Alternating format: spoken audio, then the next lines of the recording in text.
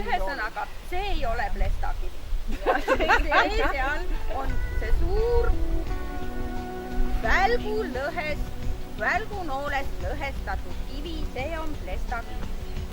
Itaalia Abali ordu esindaja Vürst Gregorio leidis, et tema juured on siit põhjatsivilisatsioonist pärit. Ta hakkas, algul meile räägitigi, et mingisugune Itaalia munk uurib oma sugupuud ja nüüd on jõudnud siia välja. Aga tegelikult päris sugupuuga ta vaevalt nii kaugele jõudis kui 30 000 aastat tagasi, sest selle teooria järgi siis oli põhjatsivilisatsioon siin 30 000 aastat tagasi, siis kui tuli jääaeg, läks külmaks, siis siinsed inimesed läksid ära kõik lõuna poole, võtsid kaasa oma nodi ja kultuuri ja puistasid seda igale poole, nii et isegi sellega on nemad alusepanijad Vana-Kreeka ja Rooma kultuurile. Nii et kõik on alguse saanud mitte just Saarekülast, aga vähemalt Ida-Saaremaalt ütleme niimoodi. See Kreeka riik sai alguse Ida-Saaremaalt. Ja maailma paljudest paikadest on leitud siis ka väikesi jumalaema kujukesi, mille vanus on 30 000 aastat ja mis viitavad nende leidude põhjapoolsetele juurtele. Samuti on leitud muumiaid naisi. Toetame või? Võtad see kogumised? On leitud muumiaid naisi. Muumia! Kes võrreldes nii-öelda tavaliste muumiatega on ebatavaliselt pikad, 1,80 m, 1,90 m ja heledanahalised. Nende mumifitseeritud naiste päritolu on ilmselt põhjamaine, sest kunagises põhjatsivilisatsioonis elasid pikakasvulised, heledanahalised ja kaunid ning säravad naised. Kunagise jumalanna nimest Plesta olevatki tulnud sõnad, mis viitavad valgele valgusele, säravusele, toob Vürst Gregorio näiteid oma teooria kinnituseks ja lisab, et siinsed kaunid naised vaid süvendavad tema veendumust. Nii, nüüd ma võin alla tulla. Nii, et te teate, et me kõik oleme ilusad, valged, pikad, säravad. Blondid ka veel. Ja siis, mis siis edasi juhtus? Vürst Gregorio väidab, et pärast kõiki katastroofe olevat tekkinud suur maailmameri ja sellest merest hakkas kerkima maa. Ühe esimese maakilluna tõusis 12 000 aastat tagasi. Juba Saaremaa, Emasaar on selle nimi. Ja et on kirjutatud, Rooma õpetlane on kirjutanud saarest, mille nimi on Abalus, Abalum ja kus kasvab palju õunu. Ja Vürst Gregorio arvates räägib Plinius just Saaremaast. Nii et ühesõnaga, ma ei tea, paradiisi õunad on siis Saaremaalt või? Ja sama saar andis nime Balti merele.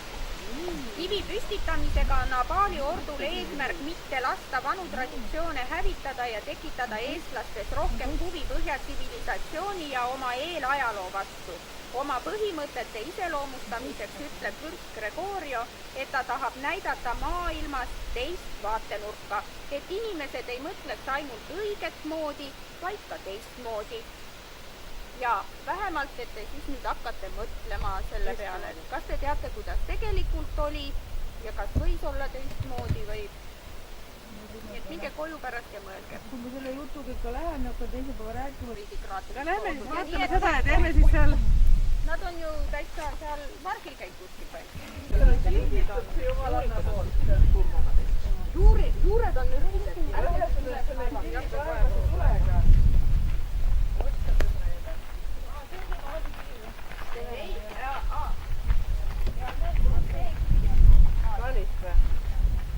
See pole teistsugune midagi, kui siis teised siia. Et ta teaks, milline Jähendab rohkem.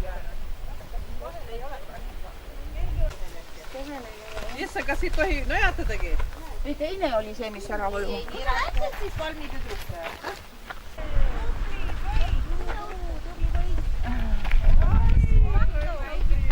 Tere! Aga pole vapper poiss. millal juba Kaspar ja Käta paistavad? aga siis lähme edasi siis. ja sõidame edasi. Vaat, et selle raja algusesse ja sealt paistab üle mere. Sinna me võime minna.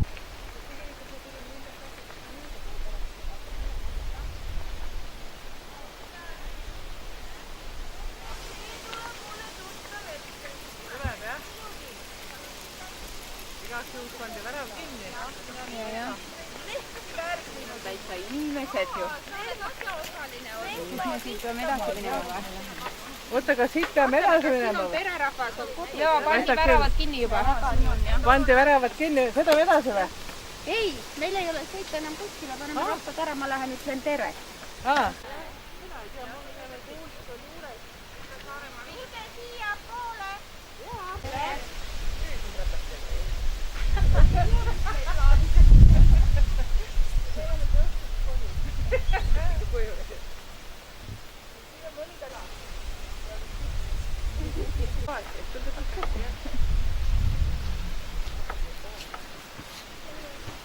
Väga ilus oit on.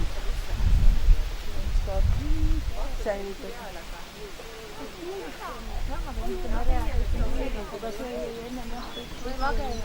Küünitamise ajast saati, et siin oli neid tegelikult suhteliselt palju neid paake, selline isegi natuke sünge võib-olla see paakide poolitamise nurk siin.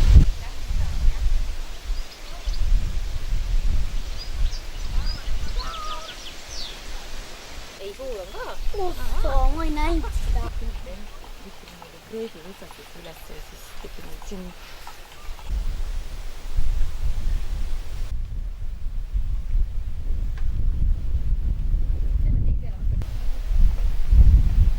Nonii, peame nüüd korra siin kinni.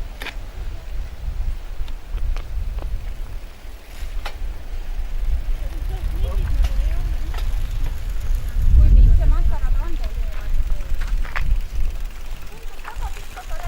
Paar kilomeetrit, üle 2 kilomeetrit. kas poolt nevin on seda ei tea keegi. Kas siin on mingeid taimi ka, mis on sellised arvused?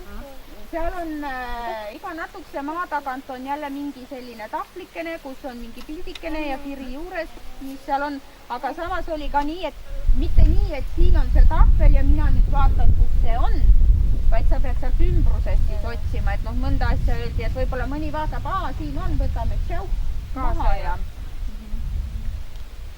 nii et ja noh, eks selliseid vaidluskohti oli, kui siin see avamine oli siis rannavelloga ja siis Vello mõningaid kohti teadis, et tegelikult see on natuke sealpool ja miskit, aga noh, keda huvitab see, sellele täitsa on. Ma tean, meil enne oli niimoodi, et sügisel mõtles, et läheb, käib sipstik metsas seenel ära, teeb õhtuks seenekastet, ütles silt ja vilt, uurib ja loeb. Natukese pärast jälle ütles, no enam metsast välja ei saa, et tahaks rada mööda minna, et metsas ära ei eksiks, sest see puisniit ja see niitmine ja see on kõik nii metsa ära muutnud, et eksi oma metsas ära. Aga muidu täiesti kasutatakse ja siin on aeg-ajalt ikka sõidad mööda, jälle mõni auto on parkinud ja tulevad tipa-tapa siiapoole. Kepikõnniga, kõnnikeppidega käivad jalgrattaga. Ausi Marje ütles, et noh, et siis peab olema hea rattasõitsja, kui läbi käia, aga et jalgsi ongi parem, sest noh, kuidas sa rattaga siis iga natukese maa tagant pead kinni ja kui ära väsid, seal on pingid ka, istud ja puhkad.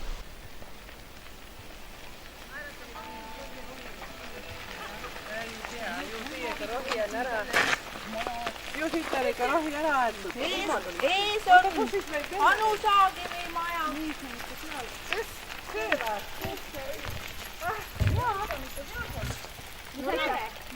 Nunna klooster. Mina kihutan siin ühe Makka seltskonnaga mööda Saareküla ringi. Jalgratastega.